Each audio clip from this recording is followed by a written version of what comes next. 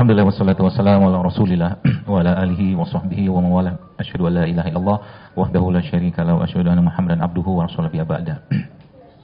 Allahumma shalli wa sallim ala nabiyil karim nabiyina Muhammad sallallahu alaihi wasallam wa ala alihi wa ashabihi wa man tabi'ahum bi ihsan ila yaumil qiyamah. Amma ba'd. Qala Allah ta'ala fil Qur'anil Karim, a'udzu billahi minasyaitonir rajim. Qul in kuntum tuhibbunallaha fattabi'uni bikumullahu wa yaghfir lakum dzunubakum wallahu ghafurur rahim.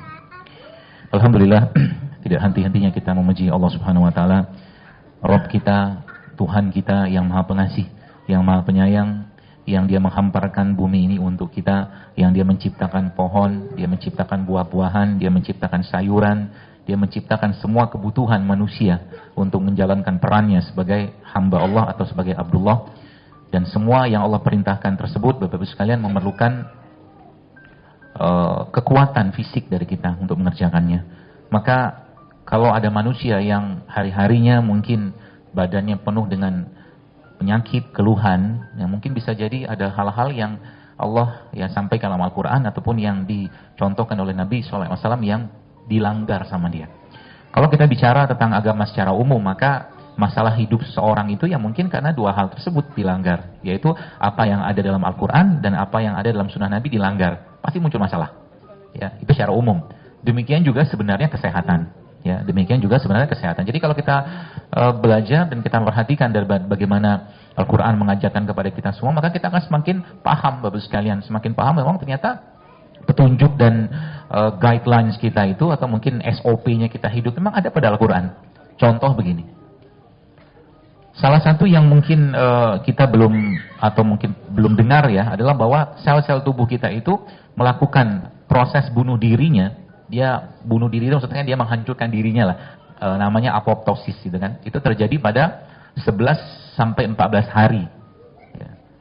Jadi dia melakukan proses itu tuh 11 sampai 14 hari. Kalau kita ambil tengahnya misalkan 12 hari misalkan gitu kan. Kemudian ketemu 365 1 tahun dibagi 12 maka Bapak-Ibu sekalian akan mendapatkan angka berapa? Pura-pura mikir aja lah, nggak apa-apa lah, jangan kelihatan diam-diam gitu. Apa itu? Meskipun padahal handphone ada kan, tinggal pakai kalkulator. Begitulah manusia. Handphonenya smart tapi orangnya belum smart. Sampai detik ini kadang-kadang saya bingung gitu kan. Kalau di feed di Instagram itu dokter VCO itu apa? Tinggal buka handphone. VCO gitu kan, ketahuan nanti virgin coconut oil, tinggal pakai begituan. Jangan tanya hal-hal yang di Siratal Mustaqim Google itu. Bahasa saya gitu kan. Jadi di situ bisa kita tanyakan. Jadi 365 ketemu atau dibagi 12 dapatnya berapa? 30. Nah, di situ kan dapat petunjuk tuh. Muslim tidak muslim dia, Islam atau tidak Islam dia, maka setahun dia wajib puasa 30 hari. Luar biasa kan? Dan secara risetnya memang seperti itu, gitu kan? Jadi memang manusia itu sama semua. Mau dia muslim, mau dia non-muslim, atau bahasa lainnya kafir gitu kan. Dia harus ikutin petunjuk Quran untuk hidup sehat. Ya, karena Al-Quran memberikan petunjuk yang sangat jelas gitu kan. Coba kita lihat sekalian.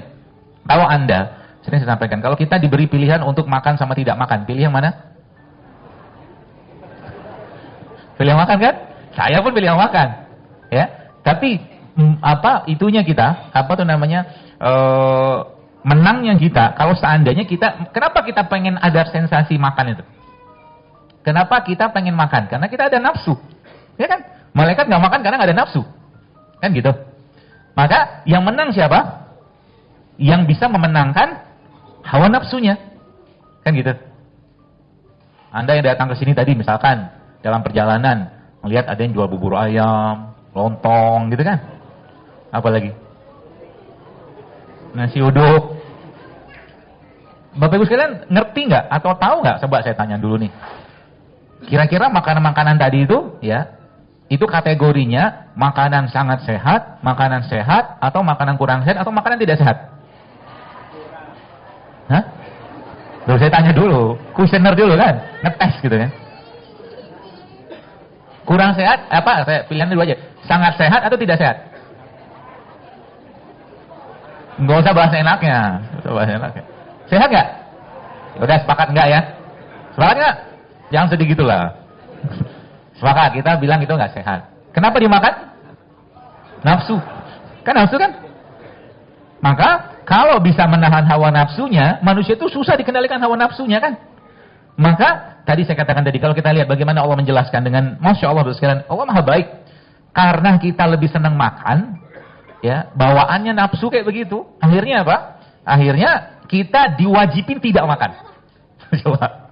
Supaya apa? Jadi puasa itu, kalau bagi saya, puasa itu sebenarnya bukan ibadah fisik sebenarnya. Puasa itu adalah ibadah menahan hawa nafsu, kan gitu kan? Dan lihat. Coba deh. Jadi puasa itu adalah ibadah yang kaitannya dengan nahan hawa nafsu. Coba lihat, kalau kita lihat kata-kata Allah dalam Al-Quran. Dalam Al-Quran Allah bilang begini kan, firman Allah dalam surah Al-Baqarah sering kita baca tuh. Ya ayyuhallazina amanu kutiba alaikumusiyam kama kutiba alal ladzina min qablikum.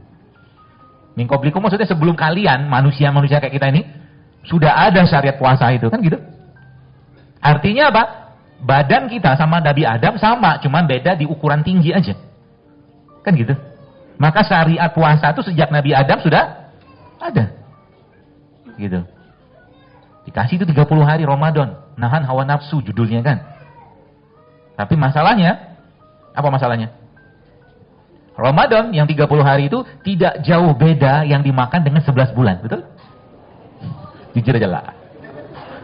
Jadi, itu tidak dijadikan sarana untuk bersih-bersih. Bukan, jadi gini, puasa tuh pasti bikin sehat, meskipun ada mengatakan itu hadis syalmat, tapi yang apa sumutasihu gitu kan. Tapi intinya puasa tuh bikin sehat. Nanti kita akan bahas ada apa hubungan dengan perut. Ya. Jadi masuk gak? Jadi 30 hari. Akhirnya Ramadan, kalau yang biasanya puasa, ya kita insya Allah puasa gitu kan.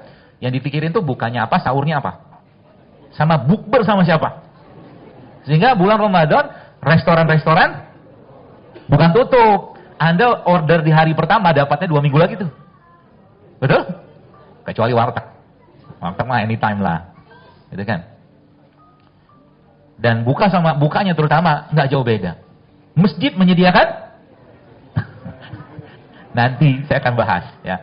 Udah keluar belum gambarnya? Belum? Oke. Habis dari sini Anda akan mikir banget karena ini materi baru saya bikin juga. Ya. Karena makanan seseorang, terutama kalau bagi laki-laki, itu memang mempengaruhi leadership-nya dia. Laki-laki itu harus punya izzah. Tadi saya sebelum kesini ngobrol sama panitia yang jemput saya. Dia cerita, dokter bener sih, Masya Allah setelah saya ngikutin gitu kan. Meskipun ada juga sih yang hujat-hujat saya kan. Banyak. Ya tidak apa-apa lah, karena mungkin mereka nggak tahu kan. Ya kan, Faiza khatabahumul jahilun, qalu salama. Nggak tahu aja. Beliau bilang ke saya, ternyata sekarang bahkan maaf ya, ini agak sensitif dikit terutama yang jomblo. Jadi bahkan sentuhan sama istri saja sekarang udah kerangsang, sentuhan doang. Coba bayangkan, ngepeknya sampai keranjang. Sampai ke situ. Dan memang itu pengaruh dari makanan. Ya. Dan hubungan dengan apa? Dengan nanti yang kita akan bahas tentang perut ini, Bapak sekalian. Jadi perut itu kuncinya di situ semua. Kalau sudah bagus perutnya, dia akan semua akan bagus. Ya. Tapi kita lagi saya sampaikan, kita harus paham kan. Pahamnya itu maksudnya yang bikin masalah di perut itu apa? Ya. Jadi yang bikin masalah di perut itu apa? Kalau sudah ngerti nanti maka insya Allah memperbaikinya gampang. Lah? Oh sudah, alhamdulillah. Kayaknya kurang kenceng gitu. Ini. Ada. Ini gambar laki-laki, bukan perempuan. Dalam ini kita bicara ilmiahnya aja lah. Jadi ini gambar laki-laki ya, maaf bukan perempuan. Jadi kenapa laki-laki itu bisa kayak begitu? Karena banyak makanan-makanan yang dia makan yang cenderung mengandung estrogen tinggi. Estrogen itu hormon perempuan. Jadi laki-laki yang makan kayak beginian, apalagi produknya itu produk-produk yang sudah secara genetik dimodifikasi, dia akan jadi laki-laki yang lebay. Lebay itu, kan doanya begini, Rabbana hablana min azwajina, kan gitu kan? Jadi Anda, nih, saya pesan kepada bapak-bapak nih, Anda harus menjadi penguasa. Penguasa yang pertama kali Anda terkuasai adalah dirancang. Iya. Karena memang hadisnya, bukan hadis. Jadi ada pernah tanya Rasul, bagaimana cara saya dapat anak laki-laki? Nabi bilang kan, Nabi bilang kalau seingat saya nanti coba dilihat lagi, tapi seingat saya kalau laki-lakinya yang keluar duluan orgasme gitu kan, atau ejakulasi itu bahasa kitanya, maka anaknya laki-laki. Tapi kalau perempuan yang keluar maka anaknya perempuan. Maka kalau Anda lihat bapak-bapak sama ada pasangan suami istri yang anaknya laki-laki semua, ketahuan. Gitu ya. Ini mah udah fisiologisnya kayak begitu, mau diapain? Jadi ini kayak begini nih yang terjadi. Nah pertanyaannya, ini kan Anda mungkin kita kan orang Indonesia kan. Oleh itu kita juga tidak makan burger tiap hari. Pertanyaan ini kayak begini dapatnya dari mana coba? Dari tepungnya bisa, dari daging olahannya bisa. Bisa. Ini versi yang ibarat kata makanan perkotaan, gitu kan? Makanan perkotaan. Kalau versinya kita yang bisa sampai kayak begitu nanti dari mana dapatnya? Dari sini. Coba tutup mata dulu. Dari sini. Ya apapun namanya, pokoknya makanan ini. Gak usah sebut nama daerah lah. Nanti saya dimarahin lagi kan. Baik, kita akan belajar ilmiahnya. Ya, bukan untuk menghina, menjelek-jelekan, mencela makanan, bukan. Jadi kalau Bapak Ibu paham, boleh nggak makan beginian? Boleh, tapi Anda harus tahu rules-nya dulu. Bagaimana makanan itu bagaimana makanan itu bermetabolisme di badan. Baik, lihat di sini, ini kan gambar. Ini makanan kayak begini ya. Kita tahu makanan begini kira-kira tinggi lemak Pak? Tinggi lemak? Tinggi lemak. Lemak Bapak sekalian, saya lihatin diagramnya aja. Supaya kita belajar itu ya, belajar real, belajar ilmiahnya. Kolesterol kan di atas tuh, lihat. Paling atas tuh. Lemak. Kolesterol sebenarnya tidak ada masalah. Tapi masalahnya kalau lemak yang masuk dan membawa kolesterol yang buruk, maka otomatis kalau teman-teman lihat yang di bawah itu, judulnya apa tuh? Situ, yang kanan. Kan tulisannya kan apa tuh? Metastasis of breast cancer sama increase of gitulah pokoknya kanker sel. Dia meningkatkan peluang badan itu untuk kena kanker. Termasuk juga dia nanti bisa meningkatkan resiko ginekomasti tadi loh. Ginekomasti tadi maaf yang laki-laki yang payudaranya bisa membesar karena banyak estrogen. Itu ujungnya metabolisme dari sini. Gitu loh. Jadi kalau versi burgernya tadi, tapi versi makanan harian kita kayak begini. Bukan kita sih. Sebagian orang. Ya. Seperti itu. Jadi bagaimana kita nanti bisa memperbaikinya? Insya Allah nanti kita akan belajar. Ya. Asal mau aja, mau kita nanti bolehkah kita makan nasi ini, nasi itu segala macam, misalkan silakan aja, nggak ada yang melarang kok. Cuman ingat makanan tadi akan bermetabolisme di badan kita.